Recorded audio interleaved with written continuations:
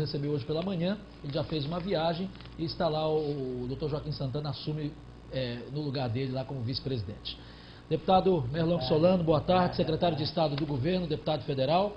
Eu já aproveito essa entrevista e pergunto ao senhor, há possibilidade do Congresso não liberar um dinheirinho a mais para o TSE para que a eleição não volte a ser no papel, deputado? Boa tarde. Eu acredito que haverá um esforço no sentido de encontrar uma solução. Embora, porque o Brasil avançou muito nesse aspecto, né? É um modelo que o mundo olha. Não seria o fim do mundo voltar para o papel, não. Os Estados Unidos são a democracia referência no mundo e voltam no papel. Mas depois que se deu esses passos todos, seria um transtorno. Acredito que se procurará uma solução. Mas acho oportuno que se aproveite um momento como esse para que todos reflitamos sobre as decisões que muitas vezes são tomadas na condução de todos os poderes, poder executivo, legislativo, judiciário, Ministério Público, que muitas vezes não se coadunam com a realidade social e econômica. O aparelho do Estado no Brasil precisa se condicionar ao tamanho da economia. Ele não pode ser um sacrifício para a sociedade. O aparelho do Estado tem que vir para auxiliar, para favorecer o desenvolvimento da sociedade, e não para ser um peso insustentável. Muitas vezes são tomadas decisões que aumentam demasiadamente as despesas, e aí na hora que vem um aperreio, fica a choradeira, né? Querendo que outros paguem a conta. Deputado, agora entrando mais no nosso âmbito político local, houve uma reunião no PT e nesta reunião se discutiu a eleição do próximo ano. O senhor colocou 2 pontos que eu queria que o senhor repercutisse aqui. O primeiro deles, se colocando à disposição do partido para ser candidato a prefeito de Teresina na eleição do próximo ano. E o segundo, a afirmação que o senhor fez de que, neste momento, para defender o PT é preciso ter coragem. O que o senhor quis dizer com isso? É verdade, o PT está, digamos assim, sendo alvo do mais amplo ataque que um partido político já sofreu no Brasil. E como eu sou um petista fundador desse partido, comprometido muito fortemente com ele, e acho que ele ainda tem muita história para escrever junto com a sociedade no Brasil, eu acredito que num momento como esse, o partido não deve se encolher. Óbvio que alguns companheiros cometeram erros e devem responder pelos erros que cometeram. Não é?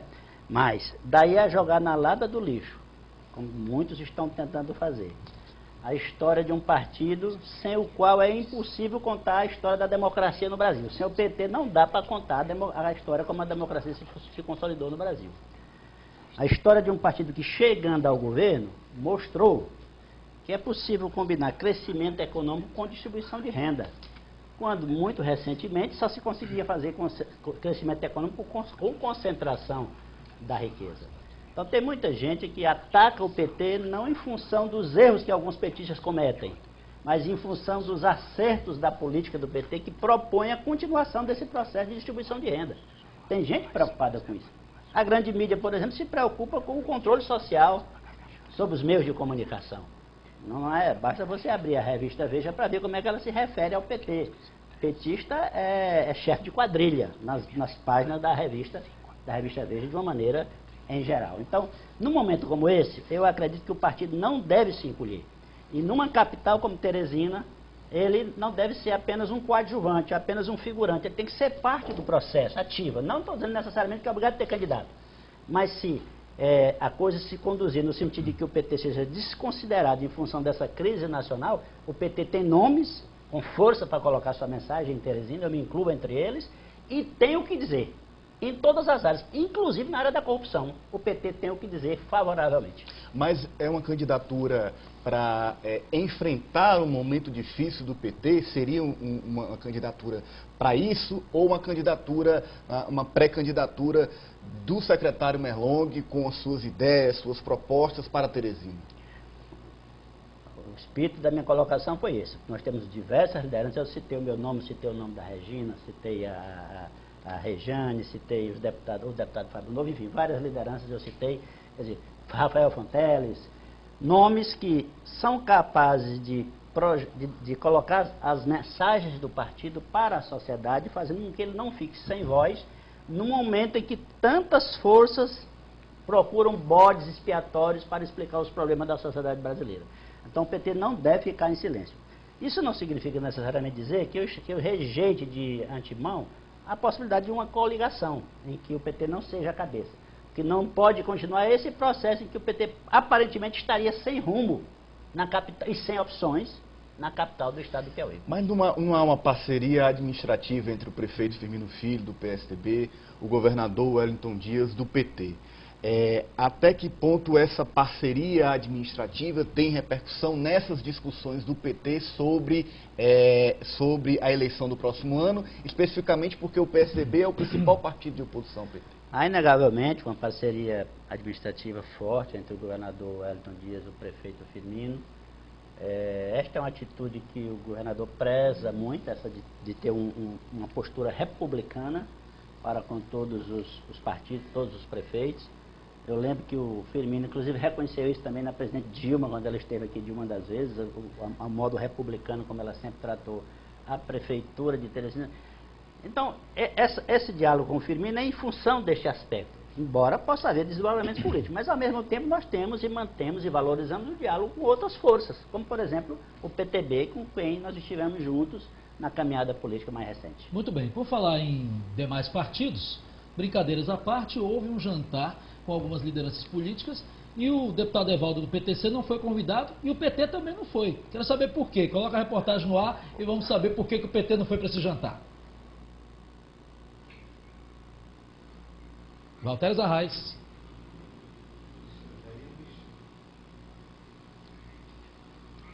Produção, reportagem do Valteres Arraes, por favor, no ar.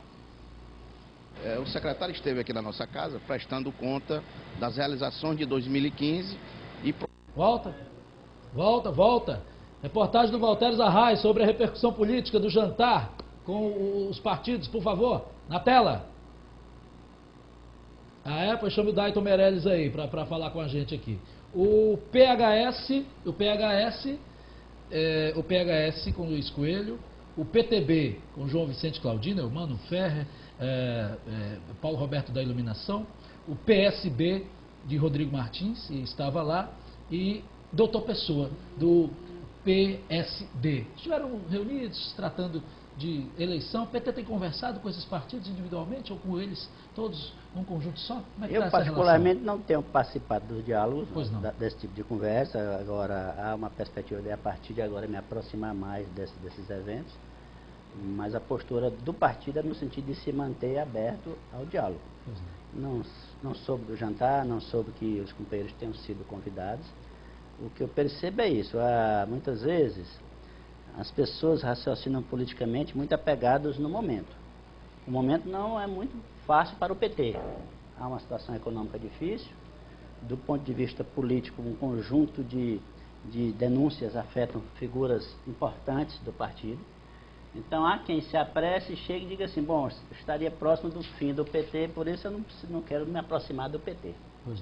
Quando, na verdade, essa situação difícil de hoje poderá mudar dentro de poucos meses. Eu acredito que a economia vai começar a responder e eu acredito também que se tivermos a capacidade de preservar os pontos de identidade que unificam as diversas tendências do PT em torno da liderança do presidente Lula, porque se você observar o quadro político nacional, vai ver que apesar do desgaste do PT, a população não encontrou até agora nenhuma alternativa confiável.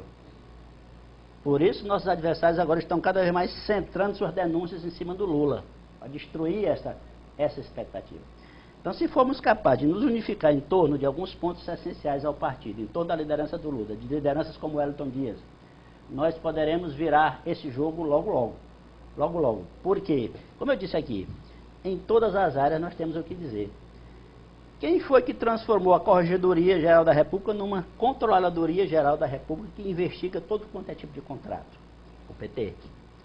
Quem foi que deu liberdade operacional à Polícia Federal para fazer centenas de investigações contra algumas poucas dezenas do governo anterior? O PT. Para investigar todos, inclusive a petistas. Quem instaurou um clima institucional que permitiu independência a todos os poderes para julgarem a tudo e a todos? Foram esses 12 anos em que o PT esteve à frente do país. A democracia se aprofundou com o PT à frente do país. Tem gente que está contra, querendo tirar o PT, por dois motivos. Primeiro, porque é contra essa política de distribuição de renda. Segunda, porque quer que volte o tempo da impunidade. o tempo em que era inimaginável se ter um grandioso industrial preso, como acontece hoje no país. Secretário, o senhor traz aqui para a gente uma mensagem muito clara de que o PT, a partir de agora, vai participar de forma efetiva da discussão sobre a sucessão municipal em Teresina. Sim. Coisa que não vinha acontecendo até agora. Inclusive, nesse jantar não havia nenhum nome do PT, apesar de lá estar partidos que são próximos do PT, digamos assim. Então, a partir deste momento, o partido irá conversar com que pessoas? Quais são os diálogos prioritários que o PT irá manter em busca de uma posição para a eleição do próximo ano? São os partidos que já estão na base em nível estadual? É aí por onde se começa esse diálogo? Fundamental um diálogo com o governador Wellington Dias. Foi um dos pontos que, digamos assim, em torno do qual houve consenso na reunião recente, lá na sede do partido, essa importância de ter um diálogo, um entendimento com o governador Wellington Dias para ajustar o mais possível a estratégia do partido ao pensamento da nossa liderança maior no estado do Piauí, que é o governador Wellington Dias. No segundo ponto, deslanchar uma série de contatos com diversos partidos políticos. De uma maneira geral.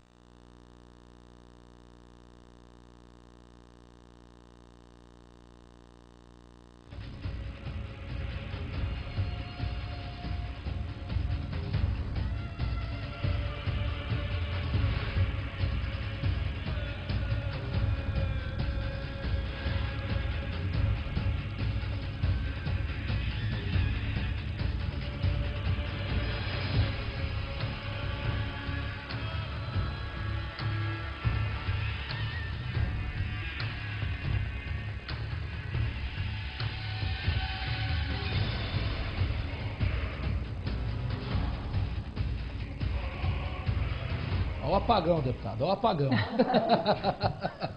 Mas conclua o raciocínio. Então, como eu dizia, a diretriz é manter o diálogo com todas as forças políticas da nossa capital.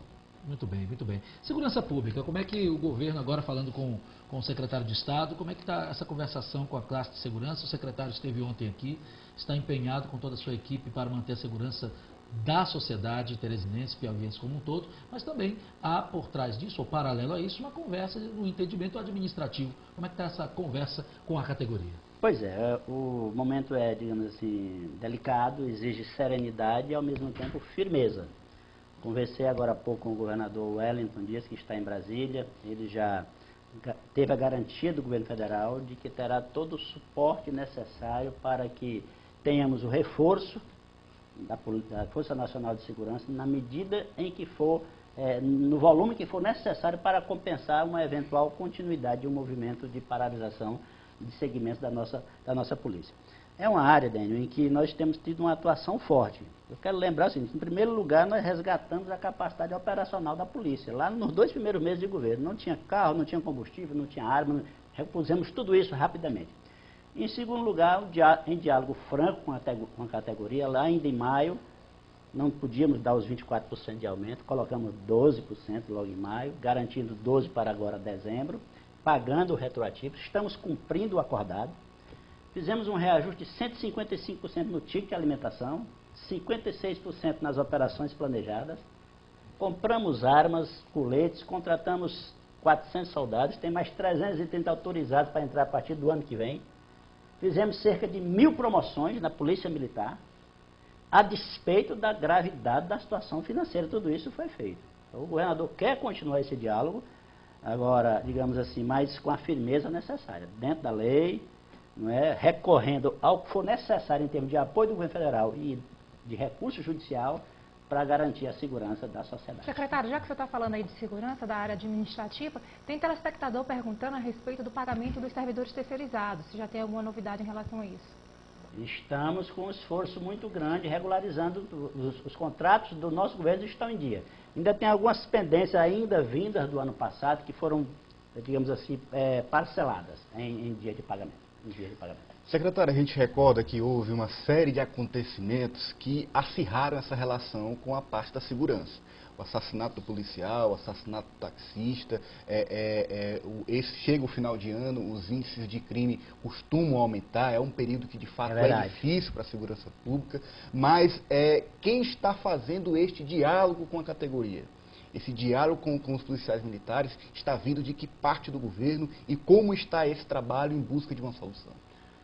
Bom, em primeiro lugar, o secretário de Segurança, Fábio Abreu, o comandante da polícia, o coronel Carlos Augusto, são as pessoas autorizadas pelo governador para este diálogo, que eu estou acompanhando também de perto. Queremos um diálogo que leve em conta, digamos, a situação da sociedade, dentro do marco legal. São lá 16 associações de policiais, eu até estranho, não sei por que tanta associação, e as coisas parecem que ficam assim mais nervosas em ano de pré-eleitoral. Nós queremos um diálogo que leve em conta a realidade da sociedade, o interesse na segurança. Porque, veja, nós temos um efetivo legal de 11.300 homens. Né? Temos na ativa 5.800. Os policiais, essas associações, estão envolvidas numa luta que querem elevar para cerca de 16 mil o contingente. Querem aumentar o número de coronéis da ativa de 16 para 54. Quando a gente tem ali no Paraná um efetivo de 22 mil homens com 15 coronéis na ativa. Então esse tipo de proposição tem que vir para a prancheta, para a mesa, para ser cotejada com a realidade econômica e financeira e também com as modernas políticas de segurança, porque segurança não é só aumentar o contingente, nem é só aumentar a quantidade de oficiais. É estratégia, né? É estratégia, é inteligência, é integração. Quanto mais integração houver entre a civil e a militar e entre o aparelho estadual de segurança e o aparelho federal de segurança, tanto melhores resultados nós teremos.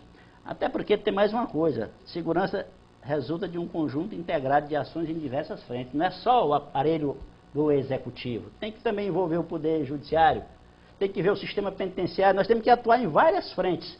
Nós não podemos pegar todos os ovos, que são poucos, colocar tudo dentro de um esquema que as associações consideram ideal, não é? E deixar os outros segmentos que fazem parte da segurança desassistidos.